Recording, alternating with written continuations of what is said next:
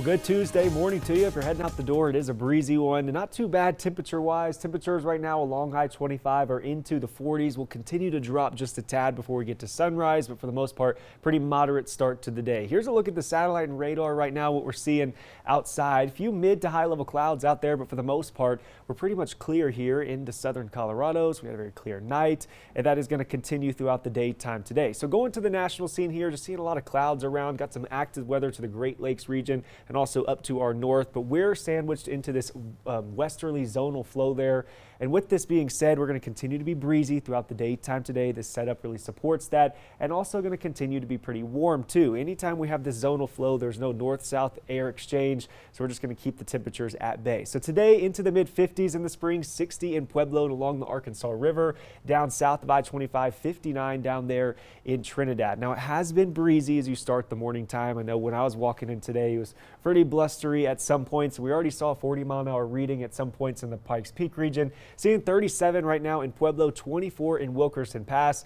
This will continue throughout the daytime today. It won't be quite as breezy as yesterday. We'll be below the red flag criteria, that is, for them to issue anything of the sort, but we'll still be watching for some isolated areas for some critical fire danger. Now this favors the I-25 corridor and also the front range here. We lose the breezes as we go out to the plains region, but we still could see some 20-30 mile an hour at some points into the Pikes Peak region and down south into Pueblo before tapering off going into this evening.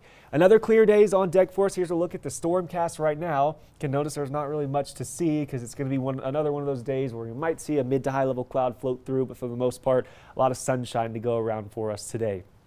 Temperatures tonight will drop back down into the mid-30s in most spots, 32 in the Springs, 29 in Pueblo, a cooler spot, and along the Arkansas River. I have 28 for La Junta and 28 in Lamar. So definitely some cooler spots on this side of the interstate. West of the interstate, 7 in Gunnison tonight, 16 in Leadville. Could definitely be a cooler night for those into the higher terrain. Now tomorrow, temperatures are pretty much the same. Once again, we're still in this pattern into the first part of the week. Mid to upper 50s tomorrow in the Springs, 60 in Pueblo and along the Arkansas River, 38 over there in Wilkerson Pass, and this is all ahead of some changes that are on the way.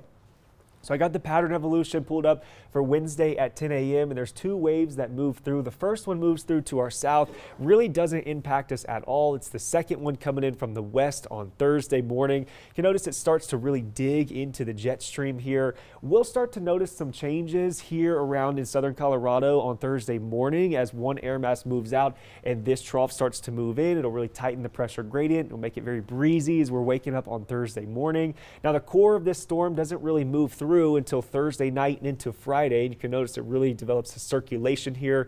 We also have a jet streak down to our south, right in the position for us to get some notable weather from this. So the timing in terms of the impacts for here into southern Colorado would probably be late Thursday into early Friday, and Friday being the most impactful day, especially with our commute times in the morning. So changes arrive on Thursday, especially in the form of some breezes. It'll be windy to start the day. We'll start to get some cloud cover. Snow timing best for the lower elevations here would be Thursday night into Friday in the morning. The exact impacts, and by exact impacts I mean totals, I don't want to show totals just yet, still a little uncertain. We're getting a little bit more clarity about the clearness of where the track is going, but we still have to iron out a couple more details for it. But if this all pans out, this is how it looks right now, seeing that we're going to be into the 40s on Thursday with the snow occurring late, into the 30s on Friday there. This would be the cooler spot, and we'd start to warm up on Saturday, getting some northwesterly flow behind it.